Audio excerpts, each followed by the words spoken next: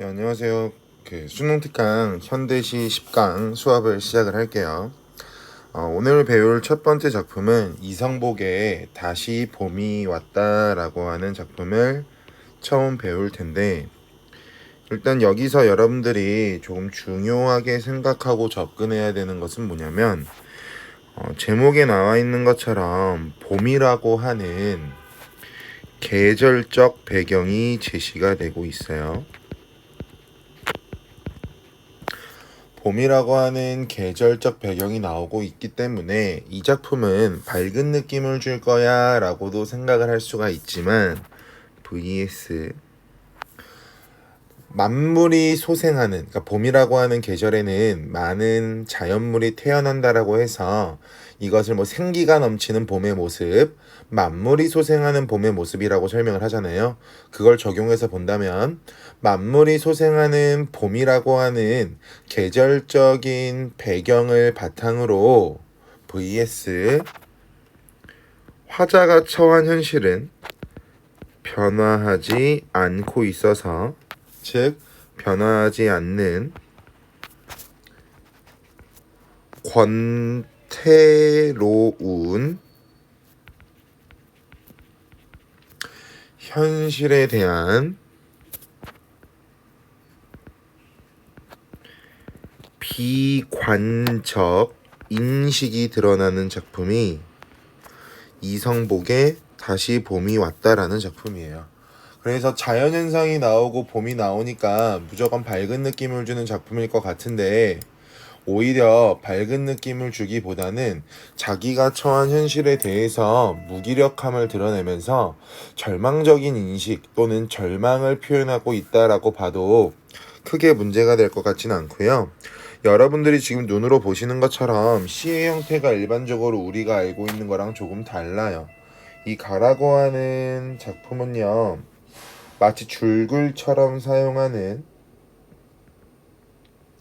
산문체를 활용해서 주제를 형상화하고 있다라고도 볼 수 있으니까 여러분들이 같이 연결 지어서 알고 계시면 좋을 것 같습니다. 지금부터 본문을 들어가 볼게요. 비탈진 공터라고 나오는데 일단 비탈진 앞에다가 가로 한번 열어볼게요. 수업한 거랑 조금 다른 방향으로 수업을 할 거고요. 그 이유는 문학작품이라고 하는 게 감상을 어떻게 하느냐에 따라서 다양하게 보여질 수 있기 때문에 기존에 공부했던 거랑 지금 하는 거랑 복합적으로 연계해서 다 알고 계시면 다양한 관점에 대해서 파악할 수 있고, 이를 바탕으로 문학을 보는 눈이 커질 수 있으니까 꼼꼼하게 보면서 따라가 가실게요. 일단 가겠습니다. 비탈진 공터 언덕 위라고 나와 있는데, 비탈진 공터 언덕 위라고 하는 부분은 세모쳐 보시면 굉장히 척박하고요, 굉장히 쓸쓸한 현실 공간이 될 겁니다. 이러한 척박하고 쓸쓸한 현실 공간에 지금부터 색깔을 입히는 것들은 다 같은 의미예요. 죄송합니다. 푸른 풀이 덮이고 그 아래에 웅덩이 옆 미루나무 색으로 갈라진 밑동해도라고 나오잖아 얘들아. 거기도 마찬가지 똑같이 세모를 한번 쳐볼게요. 갈라진 밑동이라고 하니까 여러분들이 생각할 수 있는 것처럼 생명력을 잃어가는 메마른 존재다라고도 할 수가 있겠죠. 갈라진다라고 하는 게 피부가 갈라지는 것처럼 결국 생명력이 감소하고 있는 부분이니까. 또 푸른 싹이 돋았다. 푸른 싹은 체크해 놓으셔야죠. 때로 늙은 나무도 젊고 싶은가 보다 라고 끝나고 있는데, 일단 우리가 체크한 것들의 의미를 먼저 정리하고 넘어가도록 하겠습니다. 지금부터 보라색으로 밑줄 치는 것들이 의미하는 건 무엇을 의미하냐면 젊음, 또는 뭐 생기 또는 생명력과 같은 것들을 상징하면 지금 보라 색깔로 밑줄 친 것처럼 체크를 하겠습니다. 그리고 아까 열었던 괄호는 돋았다까지 가로를 닫아보시면 가로 열고 가로 닫은 부분을 통해서 말하고 싶은 건 결국 봄이 온 모습을 제시하고 있는 부분이 될 거고, 뒤에 늙은 나무도 젊고 싶은가 보다 나무가 정말 젊어지고 싶다라고 하는 정서를 표현하진 않겠죠. 그럼 여기서 나무가 젊어지고 싶나봐 라고 말하고 있으니 자연물에 화자의 마음이 투영되어 있다라고 설명할 수가 있겠죠. 즉 젊어지고 싶다라고 하는 건 나무의 마음이 아니라 화자의 마음이다라고 보시면 되고요. 나무는 나무인데 늙은 나무래요. 나무는 나무인데 늙은 나무라고 하니까 이 늙은 나무도 무기력하다라고도 볼 수 있겠죠. 무기력하다. 그런데 이러한 무기력한 나무도 젊어지고 싶나 보다라고 설명하고 있으니 특이사항 없을 거고, 이어서 갈게요. 기다리던 것이 오지 않는다는 것, 이게 굉장히 자주 나오고 여기서 중요한 구절이죠. 기다리던 것이 오지 않는다는 것이라고 하는 건 공간이 없네. 옆에다가 적을게요. 화자가 현실을 절망적으로 인식하고 있다. 화자의 절망적 현실 인식이라고 볼 수 있겠죠. 기다리던 것이 오지 않는다. 그럼 결국 기다릴 필요도 없을 거고요. 기다림이라고 하는 걸 유지하고 싶은 생각도 없어질 수가 있겠죠. 그렇기 때문에 화자의 절망적 인식이 드러난다라고 볼 수 있을 거고, 기다리던 것이 오지 않는다는 것은 여기가 좀 독특하죠. 누구나 안다.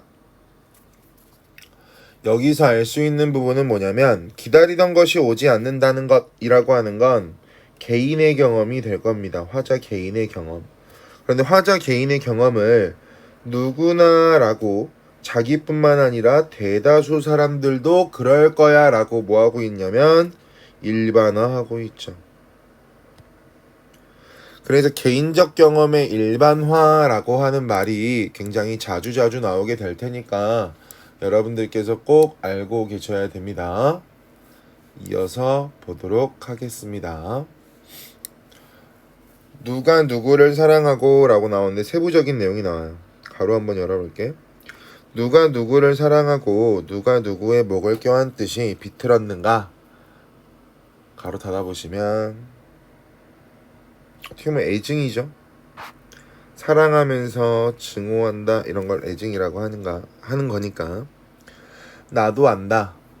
돼지 목 따는 동네의 더디고 나른한 세월. 그럼 이 부분도 자기가 살고 있는 동네 또는 자기가 살아가고 있는 세월을 부정적으로 표현하고 있으니까 이를 통해 삶에 대한 화자의 인식을 엿볼 수가 있는데, 삶에 대해서 화자는 굉장히 비루하고 권태롭다라고 표현하고 있는 부분이 되겠죠. 즉 이렇게 봐도 되고요. 쉽게 볼게요. 봄이 왔지만 무기력하고 생기 없는 화자의 모습이 드러난다라고 해도 맞는 말입니다. 다시 갈게요. 돼지 목 따는 동네의 더디고 나른한 세월을 통해 봄이 왔지만 무기력하고 생기 없는 화자의 모습을 알 수 있다라고 말해도 맞는 문장이니까 알고 계시면 되고요. 이어서 갈게요. 때로 우리는 묻는다. 우리라고 하는 두 글자 동그라미 쳐보시면요. 우리라고 하는 글자는 화자도 포함하고 있어요. 그리고 다른 사람들도 포함하겠죠. 즉 화자를 우리로 설정을 해서, 원래 우리라고 하는 대명사는 화청자를 모두 포함하는데 이 작품에서는 화자를 우리로 설정한 다음에 이 우리들이 무엇을 바라고 있냐면 변화를 소망하는 공동체의 정서나 바람을 드러낸다 라고 말하면 맞는 말이에요. 이어서 일단 볼게. 우리는 묻는다. 우리의 구분등 세모 쳐보실까요? 여기서 말하는 구분등은요, 말씀드릴게요. 필기 안 하고 생명력을 잃고 굳어버린 현실의 삶을 말하기도 하고요. 뭐 권태로운 삶, 늙어버린 모습, 나약한 모습 이런 게 들어가도 상관없어요. 천천히 말씀드렸고 못 적으신 분은 영상 조금만 돌려 다시 한번 적어 놓고요. 이러한 우리의 생명력이 사라지고 굳어버린 현실의 삶에 푸른 싹이 돋을까? 그럼 이 푸른 싹이라고 하는 건 뭐 변화, 생명력, 젊음, 생기 이런 게 되겠죠. 푸른 싹이 돋을까? 묻고 또 묻지만, 그럼 묻는 이유는 뭐야? 앞에서 봤던 것처럼 변화에 대해서 열망, 간절함을 가지고 있고 변화를 꿈꾸고 있으니까 묻고 또 묻고 또 묻겠죠. 이렇게 묻고 있지만 뒤에 볼게. 비계처럼 씹히는 달짝지근한 혀. 또 마찬가지 세모 한번 쳐볼게요. 그럼 비계처럼 씹히는 달짝지근한 혀라고 하는 게 무슨 말이냐면 여기 아래다 이건 적을게요. 현실에 안주하며 살아가는 비겁한 모습이라고 보시면 돼요. 그러니까 우리 입 바른 소리 하지 마 라고도 말하죠. 그러니까 자기가 살아가고 있는 세상에서 그냥 조금 더 안주하면서 소시민적으로 살아가기 위해서 나오는 사람들의 모습이라고 보시면 됩니다. 항시 우리들의 삶은 낡은 유리창에 흔들리는 먼지 낀 풍경 같았다. 그럼 대놓고 말하죠.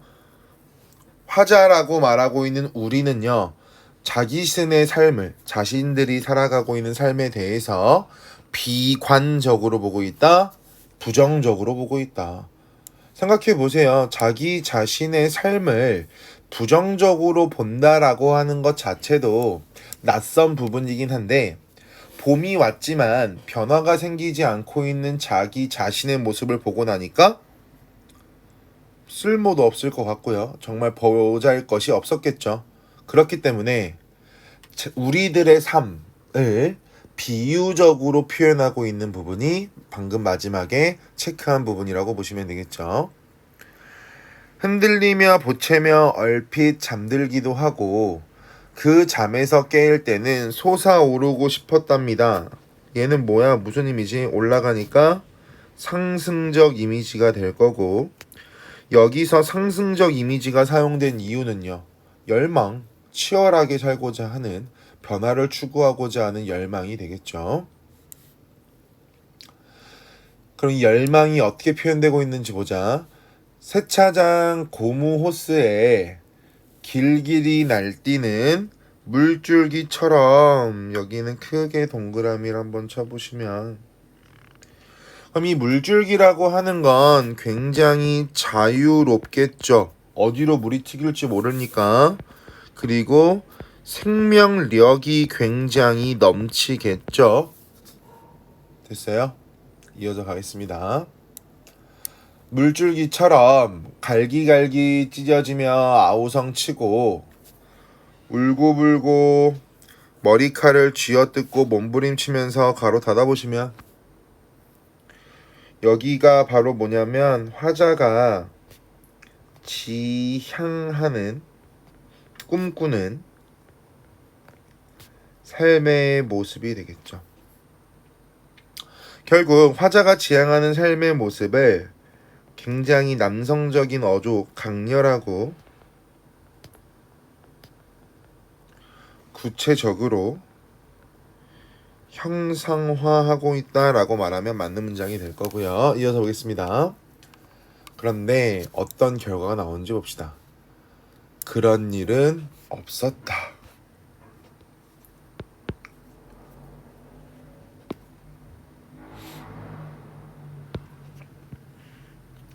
그런 일이 없었다라고 하는 것도 중요한 구절 중에 하나가 될 텐데, 화자가 현실을 체념적으로 인식하고 있다. 또는 화자의 체념적 현실 인식이 드러난다. 또는 이 부분을 통해서 이 윗부분은요, 강렬하고 자유가 넘치고 생명력을 꿈꾸는 삶을 노래했다면, 방금 밑줄 친 부분 뒤로부터는 이제 부정적인 내용으로 끝날 거거든요. 따라서 이 부분을 가지고 시상 전환이 일어났다라고도 설명합니다. 앞부분에는 조금 밝은 느낌의 이야기가 나왔다가 마무리하면서는 부정적인 내용으로 끝날 테니까, 여기서 말하는 부정적인 내용이라고 하는 건 화자의 소망이 이루어지지 않았다라고 보시면 됩니다. 할게요. 돼지 먹다는 동네의 더디고 나른한 세월, 앞에서 봤던 거 또 한번 반복이니까 의미는 제가 별도로 적지 않을게요. 풀잎 아래 엎드려 숨지기면 가슴에는 윤기 나는 석단층이 깊었다라고 나오는데요. 석단층 마찬가지 세모 쳐보실게요. 석탄층이라고 하는 게 오랜 시간 동안 땅속에서 층을 이루면서 퇴적작용이 되면 나오는 게 석탄층이잖아요. 그죠? 결국 얘가 뭐냐면 화자의 변화에 대한 소망이 내면에 쌓이고 표출되지 못했다라고 하는 것을 이야기하는 부분이라고 보시면 돼요. 석탄층이 깊었다라고 말하니까 내 마음속에, 내 가슴속에 계속 쌓아져 있었다 라고 보시면 될 것 같습니다. 넘어가기 전에 잠깐만, 이것도 한번 봐볼까? 풀잎 아래 엎드려 숨지기면이라고 나오잖아요. 그럼 결국 여기도 아까 퇴적층이라고 하는 부분, 즉 석단층과 연결해서 보면 자신의 소망을 드러내지 못하는 화자의 모습이 나타나고 있다라고 해도 맞아요. 곳곳에 좀 숨겨진 특이한 것들이 있기 때문에. 그리고 아까 말했던 것처럼 초록 색깔로 밑줄 친 것들이 일반적으로 그런데, 확신에 찬 어조, 이런 것을 단정적 어조라고 하죠. 단정적 어조. 결국 이 단정적 어조를 사용해서 결국 말하고 싶은 건 뭐냐면, 화자의 소망이 현실에서 이루어지지 않는다라고 하는 부정적으로 바라보는 관점, 비관적 인식이 드러나고 있으니까 이런 것들도 한번 알고 계셔야 될 거고, 이와 관련해서 마지막으로 갈게요. 잘 봐. 아까 제가, 잘 따라오세요. 시상전환이라고 여기 말씀드렸죠. 여기 시상전환 왼쪽에 보세요. 지금 보이세요? 그런 일은 없었다라고 하는 부분을 통해서 시상전환이 일어난다라고도 했는데, 이 작품을 가지고 어떤 선생님은 어떻게 말씀하시냐면, 위에 보세요. 단정적 어조를 통해서 시상전환이 2번 일어난다라고 보시는 분도 계세요. 어디냐면, 기다리던 것이 오지 않는다는 것은 누구나 한다. 여기 있죠. 여기가 단정적 어조인데, 지금 네모 치고 있는 거 잘 봐. 이 네모를 기점으로 이 위쪽도 봄이 왔을 때의 모습을 말하고 있는데, 이 다음으로도 봄이 왔을 때의 아름다움을 이야기하는 것이 아니라 어둡고 비루하고 부정적인 것에 대해 이야기하고 있으니, 여기도 마찬가지 시상전환이라고 볼 수가 있겠죠.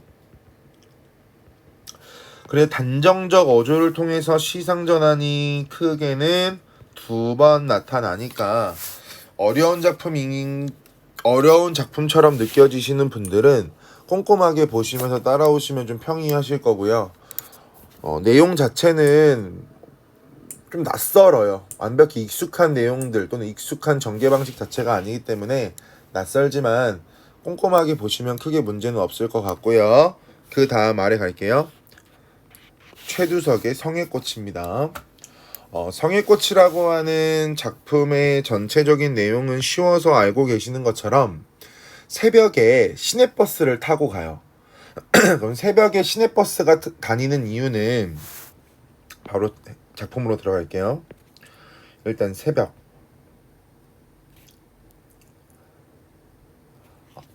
일찍 일어난다라고 하는 건 서민들의 삶이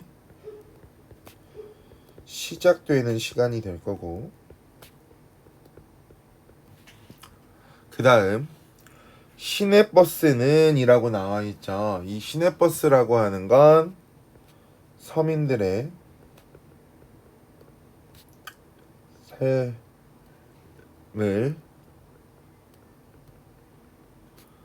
느낄 수 있는 공간이 되겠죠.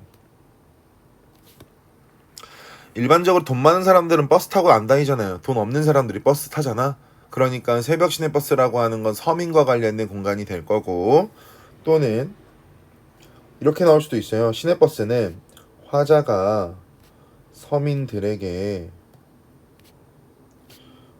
공감하는 공간이다 라고 나와도 맞는 말이 되니까 어떻게 나오던 같은 뜻이라고 알고 계시면 될 것 같습니다. 차창이라고 하는 건 창문이죠. when 찬란한 치장을 하고 달린다. 찬란한 치장은 체크해 보셔야죠. 지금부터 보라색으로 체크하는 것들은 뭐를 말하는 거냐면 성애꽃이요. 얘는 비유법이 사용되었다라고 할 거고, 비유법 중에서도 A는 B다 은유법이 되겠죠. 됐어요? 여기서 말하는 성애꽃이라고 하는 건 그 서민들이 차에 탄 다음에 창문에 기대잖아요. 이렇게 입김이 호하고 만들어졌을 때 창문에 약간 안개 끼는 것처럼 하얘졌다가 사라지는 거 있죠. 그것을 말한다고 보시면 됩니다. 이어서 갈게요. 엄동설한일수록, 그럼 엄동혹한이네요. 죄송합니다. 엄동혹한일수록에서 엄동혹한이라고 하는 건 굉장히 힘겹고 고된 현실을 나타내겠지. 엄동혹한일수록 선연이 피는 성애꽃. 아이고 죄송합니다.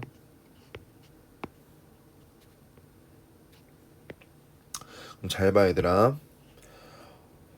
힘들고 고될수록 선연이 피는 성애꽃이라고 말하는 부분 자체가, 선연이란 세 글자의 뜻이 뭐냐면 생생하게 라고 해석해도 되거든요. 즉 현실이 힘들고 고돼야 성애꽃이 생생하게 핀다. 말이 안 되죠. 그래서 여길 가지고 역설법이 일어난 부분이야 라고 보시는 분도 계시니까 그건 학교에서 확인하고 오셔야 되고요. 성애꽃과 관련된 의미를 그럼 생각을 해보시면, 성애꽃이라고 하는 게 서민들이 버스를 타고 출근하는데 만들어지는 것 중에 하나가 성애꽃이라고 했고요. 이 성애꽃이라고 하는 건 힘들어야 나온다라고 했으니 1번 서민들의 살아가는 데 있어서 발생하는 삶의 애환, 2번 끈질긴 생명력이라고도 볼 수 있죠. 아무리 힘들어도 포기하지 않잖아요. 아무리 힘들어도 포기하지 않고 끊임없이 노력을 할 테니까 화자는 이러한 성애꽃에 대해서 긍정적으로 생각하고 있죠. 화자가 서민들을 긍정적으로 보고 있다라고 말해도 크게 문제가 되진 않아요. 이어서 볼게요. 어제 이 버스를 탔던 처녀총각이라고 나오는데 앞에 가로 열어볼게. 처녀총각 아이 어른 미용사 외판원 파출부 실업자 가로 닫아보실까요? 굉장히 평범하고 다양한 서민들을 열거하고 있네요. 근데 이 사람들이 평범하고 다양한 서민은 맞지만 결국 여기서 말하는 이 서민들은 고된 삶을 살아가겠죠.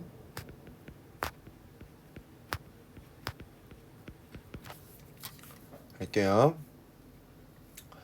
입김과 숨결이, 그럼 여기서 나오는 입김이라고 하는 것과 숨결이라고 하는 것도 체크해 보시면 여기서 말하는 입김이라고 하는 것과 숨결, 이 두 가지는 서민들이 가지고 있는 서민들의 힘들어 한다라고 하는 걸 표현하는 애환일 수도 있고요. 열정이라고도 볼 수 있겠죠.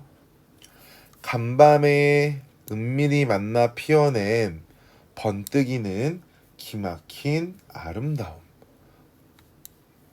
여기서 말하는 번뜩이는 기막힌 아름다움이라고 하는 것도 결국 성의꽃이 아름답다라고 봐도 되지만 통칭해서 생각을 해보신다면 서민들의 삶에서 느낀 아름다움이 드러난다라고 해도 특이사항은 없겠죠.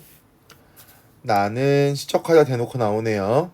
무슨 전람회에 온 듯. 와, 밑도 끝도 없이 왜 전람회라고 하는 말이 나왔는지를 여러분들께서 한 번쯤은 생각해 보시면 좋을 것 같은데요. 전람회라고 하는 건 무언가를 구경하는 장소가 전람회잖아요. 그죠? 그렇기 때문에 이 전람회에 온 것처럼 느끼는 이유는 뭐냐면 시내버스 안에서 민중의 삶의 모습을 떠올리고 있죠, 화자는.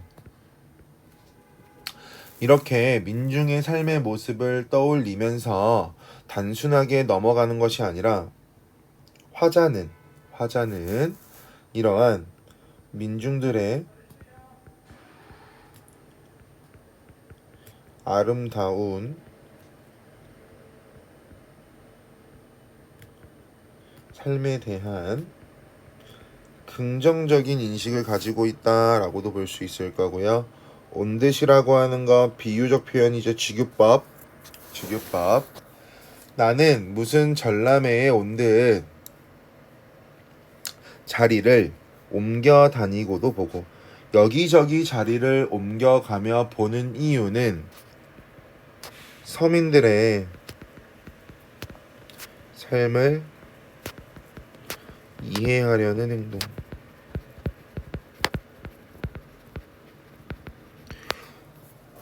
실제로 입김을 본다라고 해서 그들의 삶을 이해할 수는 없지만 그렇게라도 하면서 서민들의 삶을 이해하고자 하는 화자의 모습. 다시 꽃 이파리 하나 섬세하고도 차가운 아름다움에 취한다. 얘들아, 차가운 아름다움은 당연히 말하지 않아도 무슨 법이 나와야 되는지는 알겠죠? 차갑다라고 하는 부정적인 것이 아름답다라고 말하고 있으니 역설법이 될 텐데,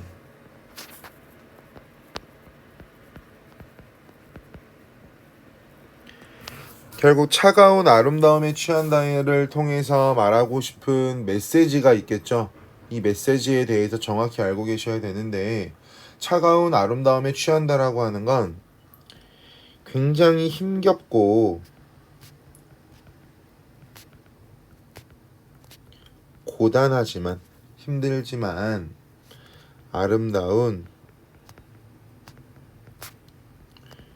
서민의 삶이다라고 하는 것을 표현하려고 차가운 아름다움이라는 말을 쓰고 있다. 이어서 볼게요.